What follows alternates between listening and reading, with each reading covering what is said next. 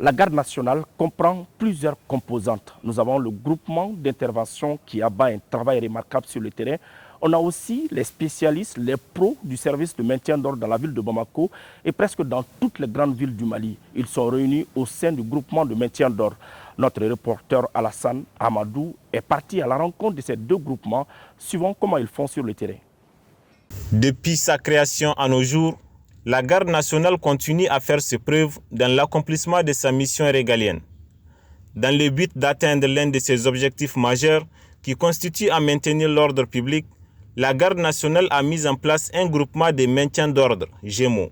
Le GEMO, c'est un groupement qui a pour mission principale de maintenir l'ordre et de rétablir l'ordre.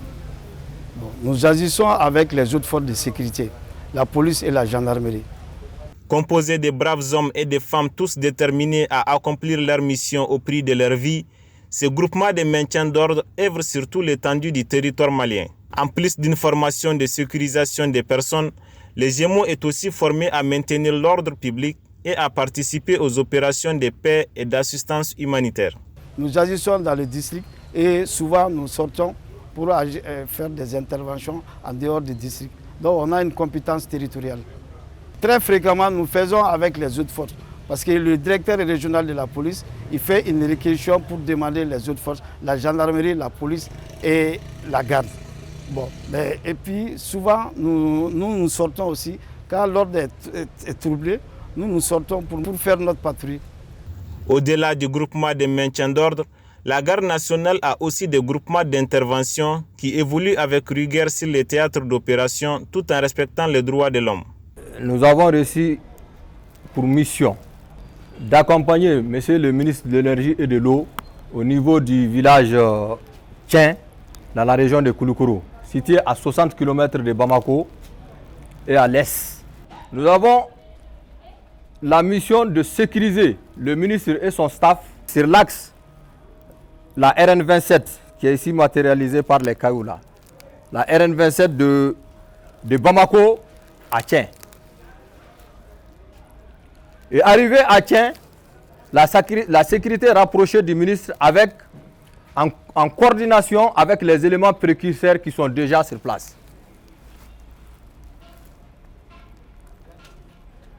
Quant à la végétation est très dense sur l'axe, sur les deux côtés de l'axe. On a la forêt classée qui se trouve juste au-delà de Moribabougou, jusqu'au niveau de Tienfala. On a aussi le fleuve à droite qui est matérialisé ici par le sachet bleu. Ça, c'est le fleuve. On a également des points clés, les ponts. On a un pont qui est un peu dangereux qui est situé à 5 km de Tienfala. Il y a également le plus grand pont qu'on appelle le pont de Caillou. La mission a été comprise? Oui. Donc à l'exécution. Go, on embarque. Embarquez.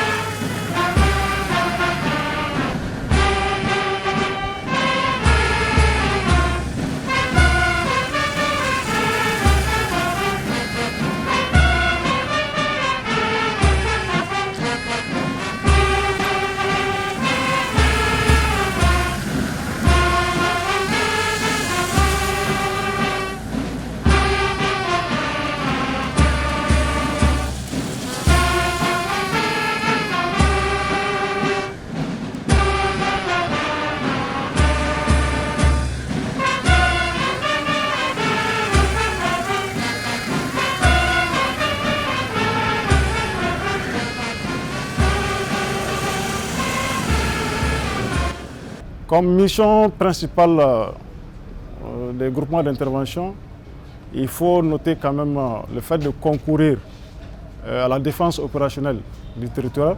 Et également, nous participons aussi à faciliter l'exécution des décisions de justice, mais aussi du respect des règlements administratifs. Nous assurons également la sécurité des institutions de la République. Nous assurons également la sécurité des autorités administratives et politiques. Dans le contexte actuel, il n'y a pas de localité privilégiée pour nos interventions.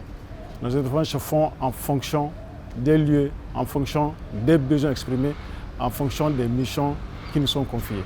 Dirigés par des experts en stratégie d'intervention et de protection des personnes, ces deux groupements d'intervention de la Garde nationale sont constitués de vaillants militaires qui évoluent jours et nuits sur les théâtres d'opération dans l'accomplissement de leur mission de sécurisation des personnes et de leurs biens sur toute l'étendue du territoire malien.